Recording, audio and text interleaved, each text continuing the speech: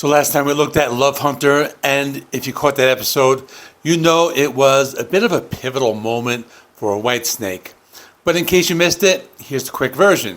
By 1979, David Coverdale was finally starting to piece together a lineup that felt like something real, something that could go the distance. And a huge part of that was the fact that, for the first time, he had half the band made up of former Deep Purple members.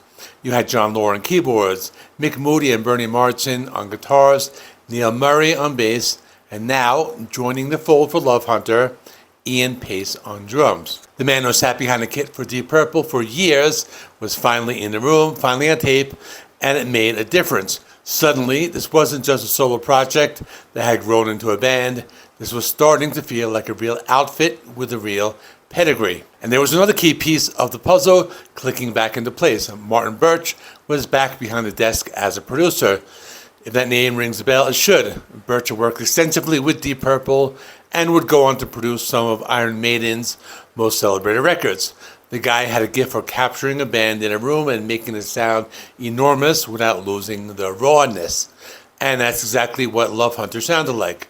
There was a really interesting tension in that record between the deep blues roots and something a bit heavier. It wasn't quite there yet, but you could feel something shifting. So that's where we're coming from, and now here we are in 1980 with Ready and Willing, the album that really starts to make good on that promise. After Love Hunter performed respectively in the UK, there was genuine momentum behind Whitesnake going into the new decade. Coverdale had a band he believed in, a producer he trusted, and a clearer sense of where he wanted to go. The sessions for Ready and Willing were split between two locations: Ridge Farm Studio in Surrey and Central Recorders Studio and Sauna. And yes, you heard it right, Studio and Sauna. I'm not really sure if it's an actual sauna or the band used a sauna, but that's what it says on the website, so I'm just going with it. But either way, the split location approach gave them flexibility and different rooms, different sounds, as well as a different energy at different points in the process. What really stands out about how Ready and Willing was made, though, is the feel of it. Birch and the band were after something that sounded live, something that sounded organic, like you were in the room with them, and they largely pulled it off. There's a looseness to the record that a lot of albums from this period don't have. It doesn't feel like it was fussed over and polished to death. It sounds like a band playing together, feeding off each other, doing what bands are supposed to do. And when you've got musicians of that caliber, Ian Paice keeping everything locked and grooving, John Lord coloring all over the place, Martin and Moody weaving around each other, that live feel isn't a compromise. It's the whole point. Let's talk about some of the tracks because this album has some real standouts.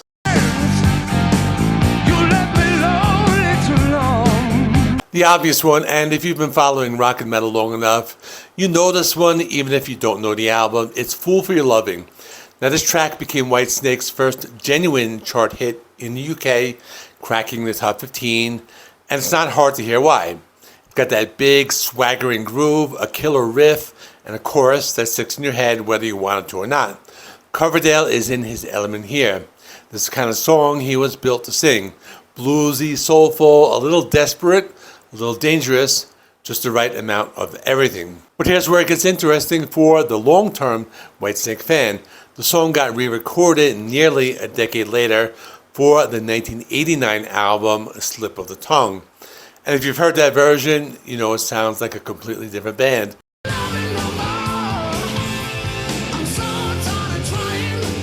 Because by that point, it basically was. By 1989, Whitesnake had fully transformed into a glam metal band. All big production, power ballads, and the Slip of the Tongue version of Fool for Your Loving reflects exactly that. It's slicker, it's shinier, it's got that late 80s sheen on it. It's fine, but it's not this. And I think most people know both versions would tell you the 1980 original has something the remake just can't replicate. There's a grit to it, a lived-in quality that the later version traded away for radio polish. Go back and listen to both and tell me I'm wrong. I don't think you can. Then there's Blindman, which has an interesting backstory.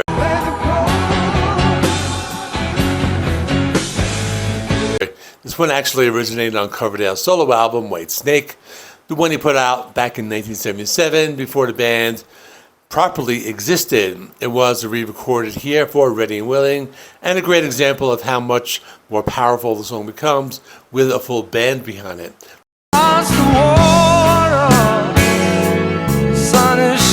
Solo version was fine, but this is the definitive take.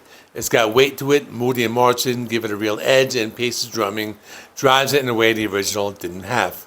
Take your time, we can do some lines, 'cause it's alright. Then there's Black and Blue, which is worth flagging just for one very specific reason. John Lord on a honky-tonk piano. And if you know Lord's work, you know he can do pretty much anything. Classical, jazz, rock, church organ, you name it. But hearing him lean into that barrel house, rollicking piano style is genuinely delightful. Gives the track a personality of its own. It's almost rowdy, slightly disreputable energy that fits perfectly with the kind of music Whitesnake were making. It's one of those moments on a record where you think, this is why you have John Lord in your band. Not just because he's technically brilliant, but because he brings something no one else brings to the table. And the album did well, really well actually, by the standards of where Whitesnake had been up to that point. Ready and Willing peaked at number 6 in the UK albums chart, and pretty good for a band that's been grinding away and building an audience record by record. That was a genuine breakthrough moment. It meant they were in the conversation, not just as a legacy act riding on Deep Purple's coattails. It was a band in their own right, with their own fan base and their own momentum. And it didn't stop there. The album also managed to crack the Billboard 200 in the United States, coming in at number 90. Now, I know it sounds modest in the grand scheme of Billboard 200, it is, but for a British blues rock band in 1980, trying to get a foothold in the American market, that was meaningful. The US was a tough nut to crack, especially when you weren't playing the kind of high-gloss arena rock that was dominating the charts over there at the time. Getting on that chart at all was a statement. It said, we exist, we're building something, and you should probably pay attention. Ready and Willing is one of those albums that sometimes gets a bit lost in the Whitesnake catalog, sandwiched between the raw earlier records and the massive commercial explosion that was still to come. But taken on its own terms, it's a really solid piece of work. The live feel, the performances, the songwriting, it all comes together in a way that holds up. If you haven't spent proper time with it, go back and do that. Put it on loud, let Fool for Your Loving do what it does. Now, before I go, the next time we're talking about Come and Get It, the 1981 follow-up. And I'll just say this, like several albums in the series, it came with an album cover that raised some eyebrows, so some things never change with Whitesnake. I'll leave it there for now. In the meantime, check out this playlist, The Story of Deep Purple, talking about every Deep Purple album and adjacent bands, Whitesnake, Black Sabbath, Rainbow, Ian Gillan Band, Gillan, and a few others that are under this whole Deep Purple family tree. So, like and subscribe. See you in the next one.